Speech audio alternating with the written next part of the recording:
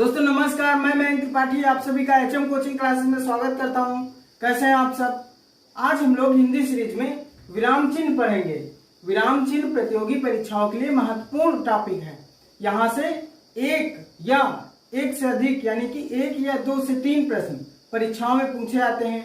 यदि आप UP police में कांस्टेबल या एसआई की तैयारी कर रहे हैं तो उसके लिए विराम चिन्ह अति महत्वपूर्ण है। ऐसे ही यूपी ट्रिपल एससी का आप कोई भी एग्जाम दे रहे हो, चाहे वो वीडियो का हो या लेखपाल का हो या जूनियर असिस्टेंट का हो या मंडी परिषद का हो या लोअर पीसीएस हो, समझ रहे हैं आप, कोई भी एग्जाम हो, यूपी ट्रिपल एससी का फेवरेट सेक्शन है विराम चिन्ह। यूपी ट्रिपल एससी की आप कोई भी परीक्षा दे रहे हो वहां पे विराम चिन्ह से एक से दो प्रश्न निश्चित तौर पर पूछे जाते हैं। इसके अलावा यदि आप स्टेट पीसीएस की तैयारी कर रहे हैं या यूपीएससी मेंस देने जा रहे हैं, आप हिंदी मीडियम के हैं हमें पता है, और आप हिंदी जब लिखते हैं तो वहां पे अगर आपने विराम चिन्ह का गलत प्रयोग कर दिया, ठहराव गलत कर दिया, तो वो आपका अच्छा इफेक्ट नहीं डालेगा। अगर आप विराम चिन्ह का अच्छे से प्रयोग करते हैं तो फिर आपकी भाषा स्पष्ट, अर्थवान और भावपूर्ण होगी, जिससे आपको अधिक अंक मिलेंगे, सामान्य से अधिक अंक। ठीक, तो जब हम लिखेंगे तो विराम चिन्ह का सही से प्रयोग करेंगे, क्योंकि विराम चिन्ह का अगर सही से प्रयोग ना हो तो सीधे सीधे अर्थ विपरीत अर्थ हो जाता है, यानी कि अर्थ का अनर्थ भी हो सकता है। मैं आपको उदाहरण के माध्यम से समझाऊंगा। उसके पहले देख लेते हैं विराम चिन्ह है क्या। जब हम लोग कोई भाषा लिखते हैं तो वहां पे जब ठहराव होता है तो ठहराव करने के लिए हम वहां पे विराम चिन्ह का प्रयोग करते हैं। विराम का मतलब होता है ठहराव, रुकावट या विश्राम। तो हम जब विश्राम करते हैं, भाषा जब कोई लिखते हैं तो उसमें जो विश्राम होता है, ठहराव होता है, तो उसे ही कहते हैं, वहां पे जो प्रयुक्त होता है उसे ही कहते हैं विराम चिन्ह। समझ रहे हैं आप। और इसका प्रयोग कैसे करते हैं, भाषा बोलते या लिखते समय ठहराव दिखाने के लिए हम विराम चिन्ह का प्रयोग करते हैं। ठीक, जिससे भाषा स्पष्ट हो, अर्थवान हो और भावपूर्ण हो जाती। ठीक, आप समझ रहे हैं विराम चिन्ह की उपयोगिता। अब हम लोग देखेंगे विराम चिन्ह से अर्थ से अनर्थ कैसे हो सकता है यदि आपने गलत विराम चिन्ह प्रयोग कर दिया।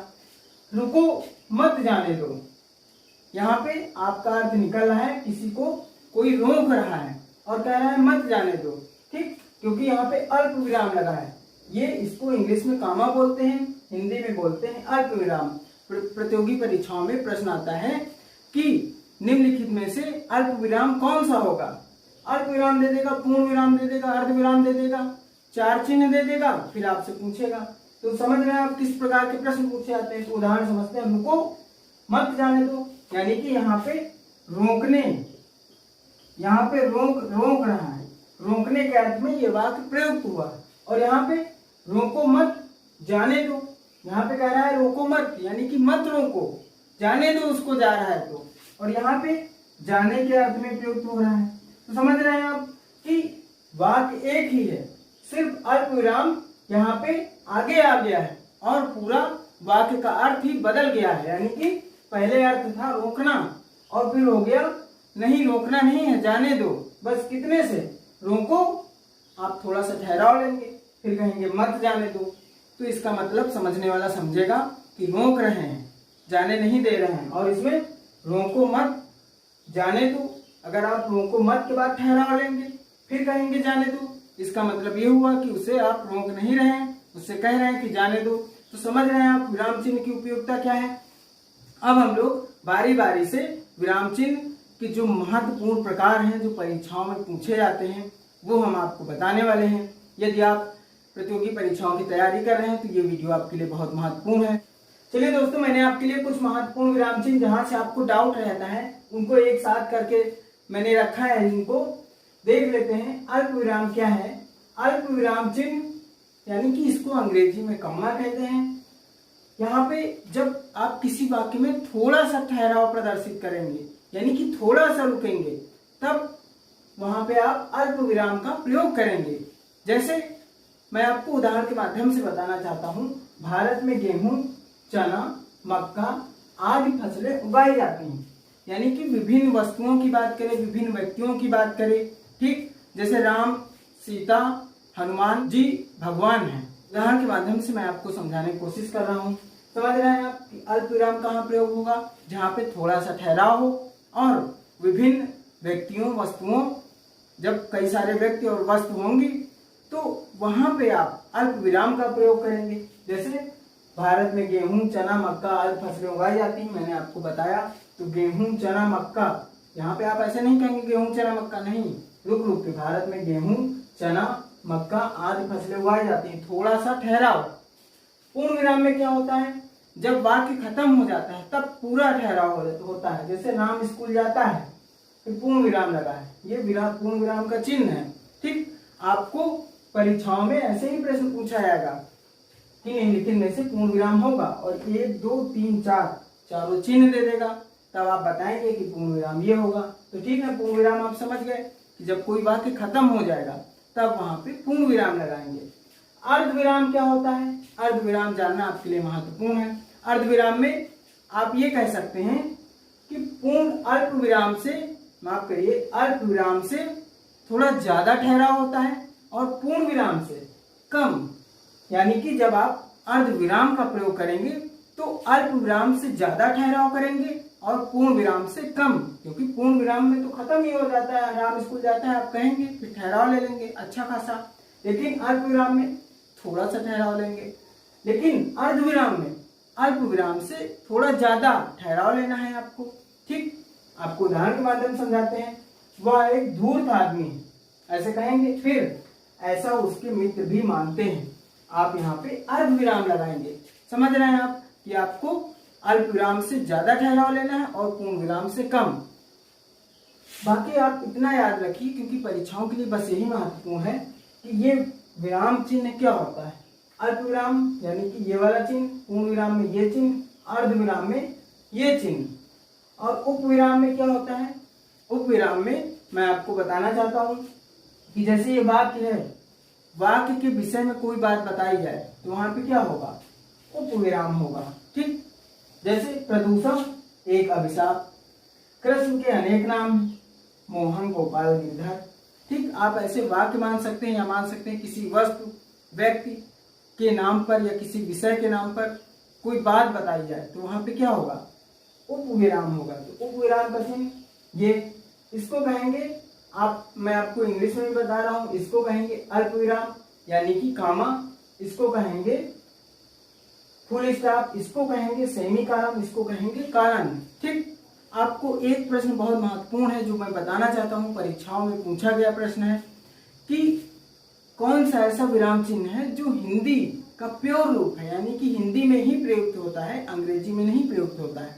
तब आप बताएंगे पूर्ण विराम, क्योंकि पूर्ण विराम सिर्फ हिंदी में ही प्रयुक्त होता है, अंग्रेजी में नहीं प्रयुक्त होता है। मैं आपको और इंटरेस्टिंग बात बता दूं विराम चिन्ह से कि जितने भी विराम चिन्ह हैं सारे के सारे अंग्रेजी भाषा से लिए गए हैं, लेकिन एक पूर्ण विराम चिन्ह हिंदी भाषा का प्योर रूप है। ये हिंदी भाषा में ही प्रयुक्त होता है और हिंदी भाषा से ही पनपा है। ठीक है, और बाकी ये जितने भी हैं सब अंग्रेजी भाषा से लिए गए। समझ रहे हैं आप। चलिए देख लेते हैं कुछ आगे। दोस्तों, ये सारे विराम चिन्ह प्रतियोगी परीक्षाओं में पूछे जाते हैं, आपको बस इनको देखने की जरूरत है। आप देखेंगे आपको तुरंत कंफर्म हो जाएगा कि यही है। जब 4 ऑप्शन देगा तब आप परीक्षाओं में और अच्छे से कर ले जाएंगे। चलिए देखते हैं विस्मयाद बोधक चिन्ह क्या होता है। ये चिन्ह ऐसा होता है, आपको पता भी है कि जहाँ पे हर्ष की बात हो, उल्लास की बात हो, भय की बात हो, ठीक, वहां पे कौन सा चिन्ह होगा, विस्मयाद बोधक चिन्ह। ठीक है, ऐसे ही प्रश्न चिन्ह में क्या होता है, ये क्वेश्चन मार्क यानी कि जो प्रश्न सूचक वाक्य होते हैं उनके अंत में प्रश्न चिन्ह लगता है। जैसे वह कहाँ जा रहा है, ठीक, यहाँ पे प्रश्न चिन्ह लगेगा, माफ करिएगा, यहाँ पे प्रश्न चिन्ह लगेगा। जैसे इसका उदाहरण, आहा कितना सुंदर मौसम, तो ये विस्मयाद बोधक चिन्ह यहाँ पे लगेगा, आह के बाद में विस्मयाद बोधक चिन्ह लगेगा। ऐसे ही प्रश्न चिन्ह में वाक्य के अंत में प्रश्न चिन्ह लगता है। ठीक है, आप समझ रहे हैं। कोष्टक चिन्ह, ये विभिन्न प्रकार के कोष्टक हैं जो किसी बात को कोष्टक में समझाने के लिए लगाए जाते हैं। तो ये कोष्टक चिन्ह आप गणित में पढ़े होंगे। तो ये अगर आ गया, मान लीजिए 4 ऑप्शन दे दिए, ये 3 दे दिया और ये दे दिया, फिर प्रश्न में पूछा कि निम्नलिखित में से कौन सा कोष्टक चिन्ह नहीं है, तब आप आसानी से कर ले जाएंगे। ठीक, ये तो सब आपको पहले से भी पता होंगे, पर मैंने इनको एक टॉपिक बना के आपके सामने रखा है क्योंकि यहाँ से प्रश्न पूछे जाते हैं। ये सारे आप कर सकते हैं। कुछ ऐसे हैं जो आपको जानना जरूरी है, आप बचपन से देखते हुए तो आए हैं, लेकिन उनके नाम पता होने चाहिए आपको। जैसे इसको कहते हैं अवतरण चिन्ह, ये इसको कहेंगे अवतरण चिन्ह, इंग्लिश में कहते हैं इन्वर्टेड कामा। जब आपको इंग्लिश में पता चल जाएगा तब आपको तुरंत समझ में आ जाएगा, लेकिन हिंदी में क्या कहते हैं ये जानना जरूरी है, क्योंकि आप परीक्षा में हिंदी में पूछा जाएगा अवतरण चिन्ह। तो किसी की, मान लीजिए किसी के द्वारा कोई बात कही गई है, उसको आपको हूबहू कहना है वही बात, तब आप इन्वर्टेड कामा यानी कि अवतरण चिन्ह के अंदर वो बात कहेंगे। जैसे राम ने कहा है, राम ने क्या कहा है, एकदम हूबहू प्रस्तुत कर रहा है, सत्य बोलना सबसे बड़ा धर्म है। ये राम के द्वारा बोली गई बात है, जिसको हूबहू बोला गया है। तो वहां पे देखिए इन्वर्टेड कामा में लगा दिया गया इसको, ठीक है। तो इन्वर्टेड कामा मतलब अवतरण चिन्ह, आपको ये याद रखना। आपको इन्वर्टेड कामा पता है, लेकिन मैं बार बार कह रहा हूँ कि परीक्षा आप हिंदी में दे रहे हैं, हिंदी की परीक्षा दे रहे हैं, तो वहां पे अवतरण चिन्ह लिख के आएगा। तो अवतरण चिन्ह मतलब आशा है आप समझ गए होंगे। कुछ महत्वपूर्ण और बचे हैं, उनको भी देख लेते हैं। मैं आपको सिर्फ वही बता रहा हूँ जो परीक्षाओं में पूछे जाते हैं, महत्वपूर्ण है। चलिए दोस्तों देख लेते हैं कुछ महत्वपूर्ण विराम चिन्ह और लाघव चिन्ह। लाघव चिन्ह क्या होता है, जब कोई प्रतिष्ठित नाम हो, प्रतिष्ठित शब्द हो, तो उसको शॉर्ट में लिखने के लिए हम लोग क्या करते हैं, उसका पहला अक्षर ले लेते हैं और उसके आगे जीरो लगा देते हैं। तो वही जीरो क्या होता है, लाघव चिन्ह होता है।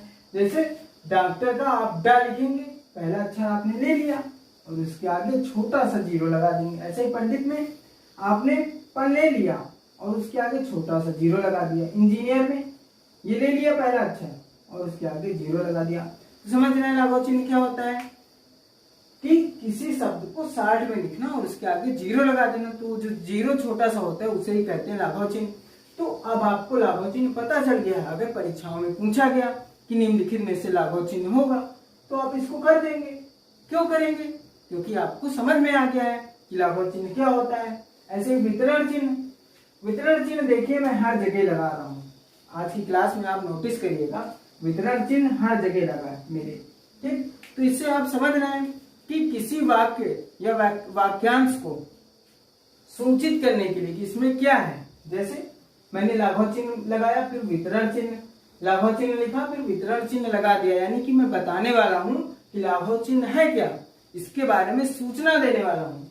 तो वितरण चिन्ह ये होता है और उसके बाद मैंने वितरण चिन्ह लगाया है।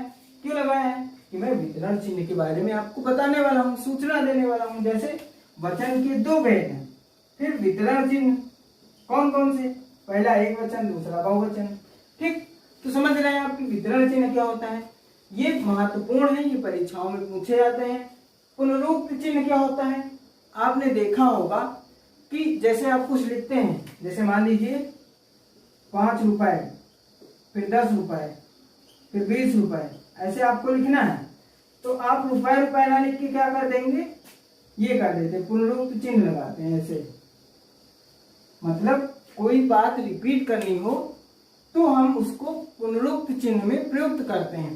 पुनरुक्त चिन्ह लगा देंगे ये वाला, लोग समझ जाएंगे, सब कोई समझ जाएगा। क्या समझेगा, कि वही बात कर रहा है, 10 रुपए की बात कर रहा है, 10 पैसे की बात नहीं कर रहा है, ठीक। अगर पैसे लिखना होगा तब आप क्या करेंगे, यहाँ पे पैसे लिखेंगे। लेकिन रुपए का मतलब आप जरूरी नहीं कि बार बार रुपए ही लिखें, पुनरुक्त चिन्ह भी लगा सकते हैं। आशा है आपको विराम चिन्ह समझ आ रहे हैं। और दोस्तों ये महत्वपूर्ण है, आपको 1 से 2 नंबर यहाँ से मिल जाएगा, ठीक है। कुछ महत्वपूर्ण और देखते हैं, इसके बाद ये टॉपिक खत्म होता है। दोस्तों आपका एक विराम चिन्ह महत्वपूर्ण था जो बचा हुआ था, इसे कहेंगे विस्मरण चिन्ह। इसको ऐसे लिखते हैं, ये विस्मरण चिन्ह है, ठीक। जब हम कुछ भूल जाते हैं, जैसे मान लीजिए हम कोई वाक्य लिख रहे हैं और वहां पे हम भूल गए। जैसे मान लीजिए हमें लिखना है राम कानपुर जाएगा, और राम के बाद मैंने तुरंत जाएगा लिख दिया और कानपुर भूल गया लिखना, तो हम विस्मरण चिन्ह लगाएंगे और ऊपर क्या लिख देंगे, कानपुर, जिससे सब कोई समझ जाता है, आप करते भी आ रहे हैं, ठीक है। तो मैं यही बताने की कोशिश कर रहा हूँ कि प्रश्न आएगा विस्मरण निम्नलिखित में से विस्मरण चिन्ह होगा। ये विस्मरण चिन्ह दे दिया, ठीक, एक ये चिन्ह दे देगा, एक ये चिन्ह दे देगा और एक ये चिन्ह दे देगा। फिर आप बताएंगे कि विस्मरण चिन्ह क्या होता है, ये होता है। यहाँ पे इस प्रकार के प्रश्न आते हैं, ज्यादातर इसी प्रकार से प्रश्न आते हैं। तो आप इन चिन्हों को अच्छे से भली भांति पहचान लीजिए। मैंने महत्वपूर्ण चिन्ह आपको बता दिए हैं, बाकी नोट्स में मैं आपको पूरे दे दूंगा। कामता प्रसाद गुरुजी ने विराम चिन्ह को 20 तरीकों में बांटा है, यानी कि 20 तरीके के आप मान सकते हैं कि विराम चिन्ह होते हैं, जिसमें मैंने कुछ महत्वपूर्ण बताए हैं, क्योंकि परीक्षाओं में इन्हीं से प्रश्न आता है। मैं जो भी आपको पढ़ाता हूँ एनालिसिस करके आता हूँ पहले, उसके बाद पढ़ाता हूँ कि कहाँ से कैसे प्रश्न आ रहे हैं। तो दोस्तों वीडियो आपको अच्छी लगी हो तो लाइक कमेंट करना ना भूलें। आप अपने सुझाव जरूर दे दें। आपके सुझाव आमंत्रित हैं, क्योंकि आप जो सुझाव देंगे मैं उसको अमल करूंगा, उसका पालन करूंगा। ठीक है। और दोस्तों आपसे निवेदन है कि वीडियो अच्छी लगती हो तो उसको शेयर भी किया करें, क्योंकि हमारा एक उद्देश्य है कि जरूरतमंद लोगों तक मेरा वीडियो पहुंचना चाहिए, जो निःशुल्क क्लास लेना चाहते हैं सिर्फ उन्हीं को। तो ठीक है दोस्तों, हिंदी सीरीज ऐसे ही चलती रहेगी। आप हमारे साथ बने रहिए। धन्यवाद।